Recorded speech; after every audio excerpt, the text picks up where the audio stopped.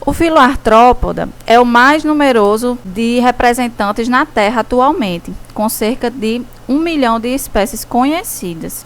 Seus representantes eles possuem o corpo segmentado, que podem estar unidos formando tagmas, como por exemplo aqui a cabeça, o tórax e o abdômen. Uma outra característica marcante são os apêndices que são articulados, como por exemplo patas, antenas, palpos e o corpo coberto por exoesqueleto, que é composto principalmente de quitina. Mas em alguns casos, como por exemplo o caranguejo, ele pode ter um reforço de deposição de carbonato de cálcio. Exoesqueleto ele é bem resistente e impermeável e vai fornecer proteção a esse animal e a garantia da conquista do ambiente terrestre. Ao crescer, esses artrópodes eles precisam abandonar o esqueleto velho, pequeno e fabricar outro maior. Esse fenômeno é chamado de muda ou equidise e ocorre diversas vezes até ele cessar o seu crescimento. As carapaças deixadas elas são chamadas de exúvias. Costumamos classificar os artrópodes levando em conta as divisões do corpo, o número de patas, a existência ou não de antenas e outros apêndices, como pedipalpos, quelíceras, por exemplo. Levando em conta esses elementos e abordagem evolutiva, o filo artrópoda ele seria agrupado em 5 subfilos, sendo um deles já extinto, que é o Trilobitomorpha. Então nós vamos aqui avaliar os que têm os representantes atuais, que são os insecta, aracnídeas, crustácea e quilópoda. Os insectos ou hexápodas, eles são os artrópodes que possuem 6 patas distribuídas em 3 pares que estão ligadas ao tórax. Possuem os tagmas cabeça, tórax e abdômen e também um par de antenas e 2 pares de asas, apesar de haver representantes com apenas um par de asa ou até sem asas. A classe aracnida inclui as aranhas, os escorpiões, os ácaros e os carrapatos. O corpo dele geralmente é dividido em cefalotórax e abdômen, que pode também receber o nome de prossomo e opistossomo, respectivamente. Eles contêm 4 pares de pernas e não possuem antenas nem mandíbulas. Em vez disso, para a manipulação do alimento, ao redor da boca, eles possuem as quelíceras, que é o que dá nome à ordem dos Chelicerata. Nos crustáceos, a cabeça e o tórax, eles são fundidos numa única peça, chamada de cefalotórax. Na cabeça, há 2 pares de antenas e o abdômen apresenta apêndices articulados, natatórios, que são em 5 pares e podem ser tanto birremes, 2 ramos presos a uma base, ou unirremes. Os quilópodes são também miriápodes, dependendo da nomenclatura, da fonte, vocês podem encontrar essas 2 nomenclaturas. São as lacraias e os piolhos de cobra. Ambos possuem cabeça e abdômen, mas as lacraias elas possuem um par de patas por segmento e os piolhos de cobra possuem 2 pares de patas por segmento. Além disso, as lacraias elas possuem um par de antenas bem vistosas, longas, enquanto os piolhos de cobra possuem um par de antenas bem curtas. Os aracnídeos, eles não possuem mandíbulas para triturar o alimento e utilizam das suas quelíceras para segurar e dilacerar a presa. Eles ingerem o alimento liquefeito e, para isso, eles precisam lançar enzimas digestivas sobre esses tecidos dilacerados. Então, o alimento ele é parcialmente, praticamente digerido fora do corpo do aracnídeo, ou seja, uma digestão extracorpórea. E o caldo, depois que é formado, ele é sugado para o interior do estômago. O mesmo pode acontecer com vários insetos, como o caso aqui da mosca. Nos artrópodes, o sistema circulatório ele é aberto, assim como nos moluscos, na maioria dos moluscos, e o sangue é incolor, chamado de hemolinfa. Os gases na circulação dos artrópodes, eles não circulam pela hemolinfa, já que elas respiram por traqueias, que são pequenos canais que ligam as células do interior do corpo com o meio ambiente. Cada túbulo traqueal ele vai se ramificando em porções cada vez menores e penetram nas células, oxigenando-as e removendo gás carbônico como produto da respiração. Nos aracnídeos existem as filotraqueias, que são estruturas formadas por lamelas irrigadas que se comunicam com o exterior do corpo. As trocas gasosas ocorrem nas lamelas e o oxigênio passa para o sangue. Nos escorpiões, essas são as únicas estruturas respiratórias, mas nas aranhas, além das filotraqueias, existem as traqueias, que são semelhantes aos insetos. Já os crustáceos, como são animais de vida aquática, eles respiram através de brânquias. Nos insetos, nos quilópodes e em alguns aracnídeos, a excreção ela acontece a partir de túbulos de Malpighi, que se localizam no limite entre a porção média e posterior do intestino. Cada túbulo possui um fundo cego, que mergulha nas lacunas do corpo, de onde tira essas impurezas e as descarrega direto no intestino para serem eliminados com as fezes. A excreção dos crustáceos ela é feita a partir de um par de glândulas verdes, ou glândulas antenais, que estão localizadas próximos às antenas e possuem uma abertura para a região posterior, um poro excretor na base ventral. Alguns aracnídeos eles possuem glândulas coxais, que se localizam no cefalotórax e se abrem para o exterior a partir de poros que estão localizados juntos à base das pernas. O sistema nervoso ele é ganglionar e em todos os representantes existem muitas estruturas com função sensorial.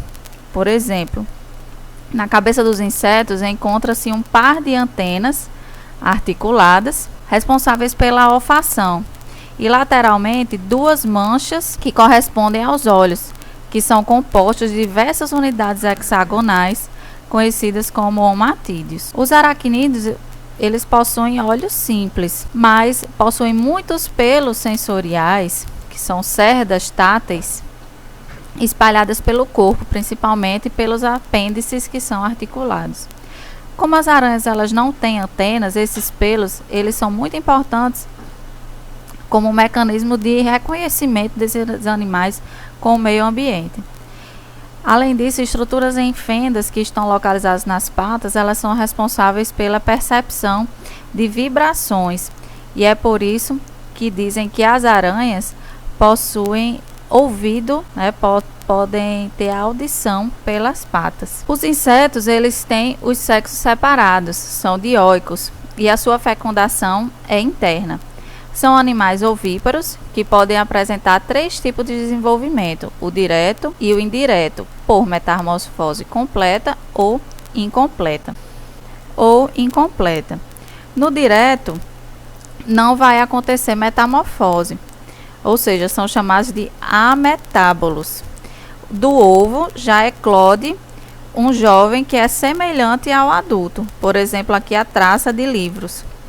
No desenvolvimento indireto, pode acontecer com a metamorfose incompleta, ou seja, o desenvolvimento hemimetábolo. Do ovo, nesse caso, eclode uma forma chamada ninfa, que ela é muito parecida com a forma adulta, mas que não tem asas desenvolvidas. A exemplo, gafanhoto, barata, aqui percevejo. Já no desenvolvimento indireto com metamorfose completa, ou seja, os que são holometábolos, do ovo vai eclodir uma larva, que também é chamada de lagarta, que é bastante diferente do adulto. Ela passa por um período em que se alimenta ativamente e depois entra num estágio denominado pupa, quando ocorre a metamorfose. A larva ela se transforma num adulto que emerge completamente transformado. São os exemplos: as borboletas, as moscas e as pulgas. Alguns insetos holometábolos possuem fase larval aquática, como é o caso de importantes mosquitos que são vetores de doença. Por exemplo, o gênero Culex transmite a elefantíase, o Anopheles transmite a malária e o Aedes aegypti transmite a dengue, a zika, a chikungunya e a febre amarela. A maioria dos aracnídeos, eles são predadores, mas o grupo dos ácaros ocorre em espécies que são parasitas de plantas e de animais.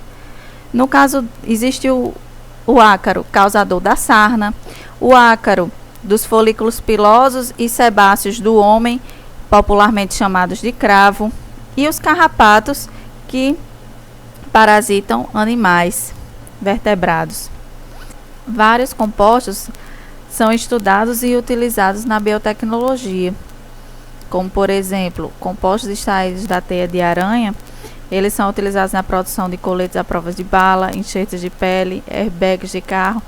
Então, vários compostos são estudados ainda para serem utilizados em novas tecnologias. Sem contar que muitos artrópodes eles são utilizados como fontes de alimento em todo o mundo. Aqui no Brasil, a classe dos crustáceos ela faz mais sucesso, mas gafanhotos, cupins, lagartas já fazem parte do cardápio asiático e africano. O filo Equinodermata, ou os equinodermos, são os primeiros animais que apresentam a formação do ânus antes da formação da boca, ou seja, são deuterostômios.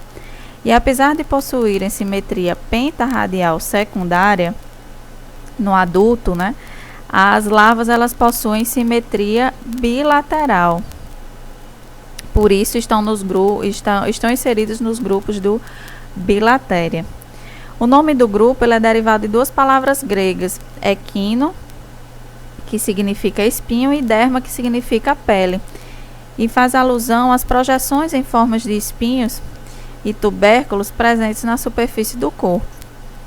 Já na região abaixo da epiderme está o endoesqueleto, que é formado por placas calcárias ou ossículos que se mantêm juntos pela ação do tecido conjuntivo de colágeno.